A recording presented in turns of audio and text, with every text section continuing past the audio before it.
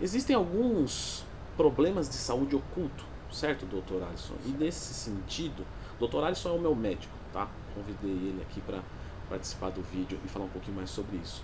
Porque esses problemas de saúde oculto, pessoal, o que, que determina isso? Vão ser coisas que vocês podem ter, mas que vocês não vão perceber necessariamente.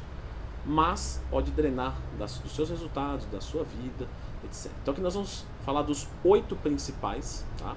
Problemas de saúde oculto. E o nosso número 8, doutor Alisson, é a vitamina D. Estou correto? Isso. A vitamina D, na verdade, é um hormônio, né? As vitaminas a gente adquire através, já prontos, né? Através da alimentação, muitas vezes. E a vitamina D, na verdade, o sol tem que entrar em contato com o nosso organismo, com a nossa pele, e aí a gente produz essa vitamina, erroneamente falada, é chamada de vitamina, que é um hormônio, na verdade, e que tem muitas funções, né? Entre elas, melhorar o humor, ela tem ação na parte de cognição, de memória, ela pode influenciar em osteopenia e osteoporose, né? Quem tem vitamina D baixa tem um índice maior de osteopenia e osteoporose. Ela pode influenciar na imunidade, então quem tem vitamina D pode ter imunidade ruim. E são coisas que, sem a gente dosar a vitamina D, a gente não sabe que ela está baixa. Inclusive, pelo menos né, quando eu recebo meus alunos e tal, é muito comum vitamina D baixa, né? Muito É comum. muito comum mesmo. Provavelmente muitos que estão assistindo têm vitamina D baixa e não sabem. E para terem certeza sobre isso, basta fazer um examinho de sangue, né? A vitamina D, como ele disse, é sintetizada a partir do sol. Você também precisa ter vitamina C para conseguir sintetizar. Então você vê que tem alguns processos. Normalmente a gente não toma sol. Então a vitamina D, que é um hormônio, né, como o Alisson disse, acaba que é baixo.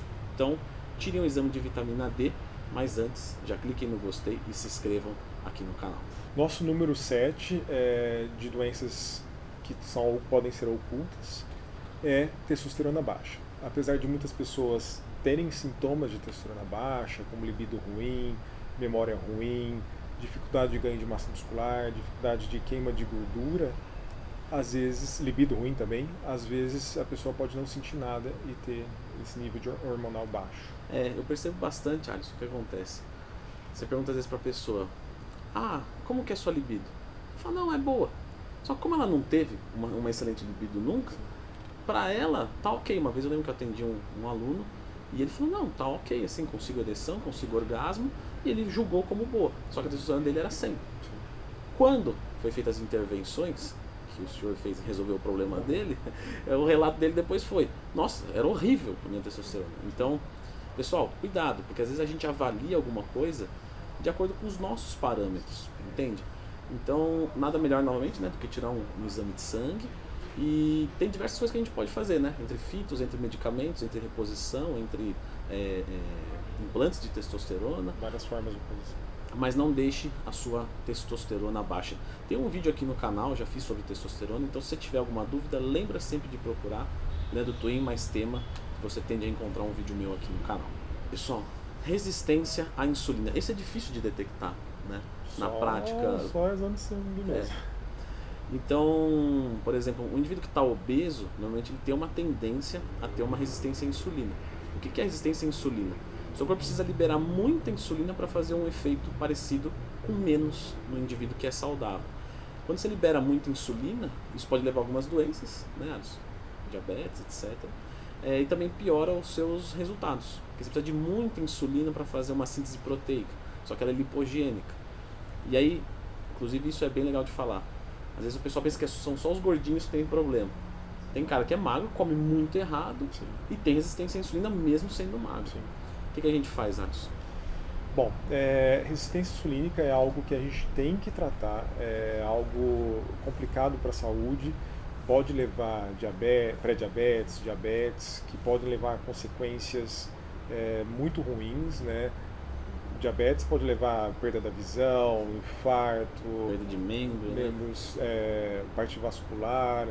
Então é algo que a gente tem que controlar, porque senão pode virar uma pré-diabetes ou uma diabetes.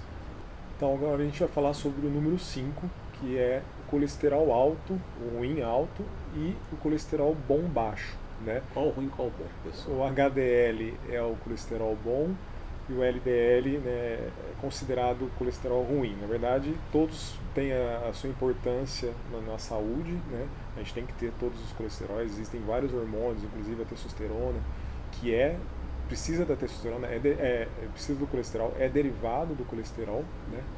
Só que se esse colesterol que a gente chama de ruim estiver muito alto, isso pode levar a consequências graves, AVC, um derrame, infarto. E é extremamente silencioso esse. Extremamente silencioso, só através de exames de sangue pra gente descobrir. Tem pessoas que tomam esteroide e tal, e falam, não, tô sentindo nada, tô beleza. Só que o colesterol do cara tá 250 LDL, HDL 20, é imperceptível, né? Imperceptível. Então, nesse caso, tem alguns nutracêuticos, né? Basguard, transresveratrol, mas às vezes precisa medicar com as estatinas. Tem casos que há necessidade. Tem casos de uso de hormônio que eleva o colesterol, mas também tem casos familiares, tem casos de obesidade ou de alimentação ruim. Fumo, né? Fumo. Número 4. Deficiência de vitamina B. Vitamina B, pessoal, a gente encontra bastante, né, na alimentação, mas mesmo assim algumas pessoas podem ter deficiência. E a vitamina B faz diversas coisas, né? Memória, aproveitamento de carboidrato, proteína, gordura. Energia, cabelo, pele. Exatamente. Então, às vezes algumas mulheres podem até dar sintoma. Cai um pouco de cabelo, a unha está um pouco fraca. Mas alguns são assintomáticos, né? E aí você tem um não aproveitamento dos nutrientes ou um não funcionamento de algumas coisas adequadas. Novamente, para detectar exames de sangue. Existem várias vitaminas B, né? Entre elas a biotina, a tiamina, a vitamina B12, o ácido fólico, e cada uma tem uma função essencial no organismo, né? Assim como o Twin acabou de falar. E somente através dos exames, muitas vezes, que a gente consegue ver essas deficiências. Porque não é só ter na alimentação, né? O estômago tem que estar bom para digerir, o intestino tem que estar bom para absorver, e muitas vezes isso não acontece. E o que a gente pode fazer para melhorar a flora intestinal, então? Probióticos, né? Alimentação boa, sem industrializados. Número 3. Deficiência de minerais. O que isso pode nos causar? Muitas coisas. Então a gente falou de uma maneira abrangente, né? Mas existem inúmeros minerais, zinco, cobre, magnésio, muitas coisas que têm muitas funções no organismo, né? Zinco, testosterona, magnésio, sono, entre outras coisas, né? Cálcio, DNO, densidade mineral óssea. Então todas elas podem encurtar a nossa vida, piorar a qualidade. Diminuir a produção de energia, várias questões. E parece que a gente está batendo sempre na tecla, né? Tem que tirar exame, mas é porque realmente são coisas ocultas mesmo, pessoal. Então um examinho de sangue pode resolver. Inclusive, a gente já falou de exames de sangue, não lembro se foi você ou foi o Elifas, mas tem aqui no canal o vídeo, então depois exames Leandro Twin, você vai encontrar esse vídeo, lá tem uma lista bacana. Nosso número 2, Alisson. E a gordura visceral? A gordura visceral, muitas vezes a gente consegue ver aquela pessoa magra, com barriga, ou mesmo acima do peso, com barriga, isso sugestiona a gordura visceral.